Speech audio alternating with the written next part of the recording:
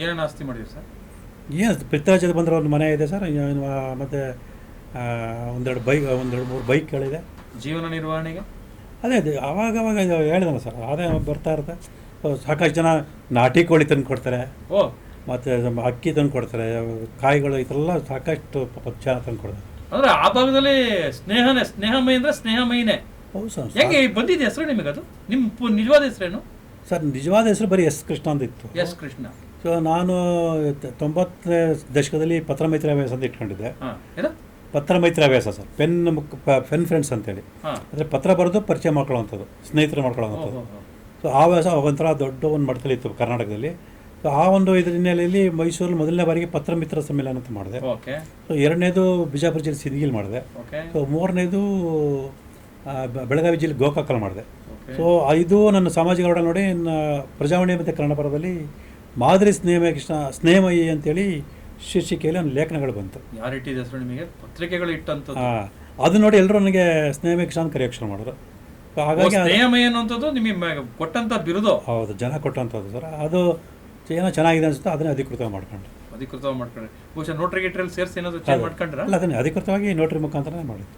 ಓಹೋ, ಆ ಮಟ್ಟದ ಇದಿರುವಂಥದ್ದು. ಅಂದರೆ ತಮಗೂ ಎಲ್ಲ ಒಂದು ಕಡೆ ಈ ಮಟ್ಟದ ಒಳ್ಳೆತನ ಒಳ್ಳೇದಲ್ಲ ಅಂತ ಅನಿಸಿದೆ ತಮಗೂ ಕೂಡ ಎಲ್ಲ ಒಂದು ಕಡೆ? ಖಂಡಿತ ಇಲ್ಲ ಸರ್. ಆ ದೇವರು ನಂಗೆ ಒಳ್ಳೆತನ ಕೊಟ್ಟು ಸಮಾಜಕ್ಕೋಸ್ಕರ ಒಂದು ಹೋರಾಟ ಮಾಡೋ ಒಂದು ಮನೋಭಾವನೆ ಕೊಟ್ಟಿರಲ್ಲ, ಅದ್ರ ಬಗ್ಗೆ ನನಗೆ ಒಂದು ಹೆಮ್ಮೆನೇ ಇದೆ ಸರ್. ಯಾಕಂದರೆ ನಾನು ಎಲ್ಲೋದ್ರೂ ಕೂಡ ಜನ ನನಗೆ ಗೌರವಿಸ್ತಾರಲ್ಲ, ಗುರುತಿಸ್ತಾರ ಸರ್. ತುಂಬ ಜನ ಗೌರವಿಸ್ತಾರೆ ಸರ್, ತುಂಬ ಜನ ಗೌರವಿಸ್ತಾರೆ, ತುಂಬ ಅಭಿಮಾನಿಗಳಿದ್ದಾರೆ. ಇವತ್ತು ಇಡೀ ಕರ್ನಾಟಕದಂತೆ ನನಗೆ ಅಭಿಮಾನಿಗಳಿದ್ದಾರೆ. ಹೌದಾ? ಅದು ಜೀವನಕ್ಕೆ ಸಾರ್ಥಕತೆ ಸರ್. ದುಡ್ಡು ಎಲ್ಲರೂ ಸಂಪಾದನೆ ಮಾಡ್ತಾರೆ, ಆದರೆ ಒಳ್ಳೆ ಹೆಸರು, ಒಳ್ಳೆ ಗೌರವ ಸಂಪಾದಿಸ್ತಾರೆ. ಸರ್, ಈ ಪ್ರಾಮಾಣಿಕತೆ ಉಳಿಸ್ಕೊಳ್ಳೋದು ಭಾಳ ಕಷ್ಟ ಅಲ್ಲ? ಈಗ ನೀವು ಒಂದ್ಸಲ ಖಂಡಿತವಾಗ್ಲೂ ಸರ್ ಅಲ್ವಾ ಸರ್? ಖಂಡಿತವಾಗ್ಲೂ ನಿಜ. ಅದ್ರ ಬಗ್ಗೆ ಸಾಕಷ್ಟು ಚರ್ಚೆಗಳು ಆಗಿದೆ. ಸುಮಾರು ಕೇಳಿದ್ರೆ ಯಾಕೆ ಬೇಕು ನಿಮಗೆ ದುಡ್ಡು ಆರಾಮಾಗಿ ಇದ್ಬಿಡು ಸಾಕು, ಅಥವಾ ಈ ದುಡ್ಡು ತೊಗೊಂಡು ನೀನು ಒಬ್ಬನೇ ಬದುಕಬೇಡ, ಒಂದು 10 ಜನಕ್ಕೆ ಬಡವರು ಸಹಾಯ ಮಾಡು ಅಂತ ಏನೋ ಹೇಳ್ತಾರೆ. ಅಲ್ಲ, ಇಲ್ಲ, ದುಡ್ಡು ಅನ್ಸಿಲ್ವಾ ಯಾಕೆ ಆವರ್ದಿತ್ತು ಅಂತ? ಇಲ್ಲ ಸರ್, ಹೇಳಿ ನನಗೆ ಅನ್ಸಲ್ಲ ಸರ್. ಇಲ್ಲ ಸರ್, ಇವತ್ತು ನಾನು ಒಂದೇ ಒಂದು ಗ್ರಾಮದ ಚಿನ್ನದ ಉಂಗುರ ಹಾಕಿಲ್ಲ ಸರ್, ಯಾಕೆ ನನಗೆ ಅದು ಇಷ್ಟನೇ ಇಲ್ಲ. ಇವತ್ತು ನಿಜ ಹೇಳಬೇಕು ಅಂದರೆ ನಾನು ಮದುವೆ ಆದಮೇಲೆ ಅಂತೂ ಒಂದು ಬಟ್ಟೆ ಅಂಗಡಿಗೆ ಹೋಗಿ ಒಂದು ಜೊತೆ ಬಟ್ಟೆ ತೊಗೊಳ್ಳೋಂಥ ಕೆಲಸನೇ ಮಾಡಿಲ್ಲ. ನನ್ನ ಹೆಂಡತಿ ಮಕ್ಕಳು ತಂದಿದ್ದು ಅಥವಾ ಯಾರು ಅಭಿಮಾನಿಗಳು ತಂದು ಕೊಡೋಂಥದ್ದು.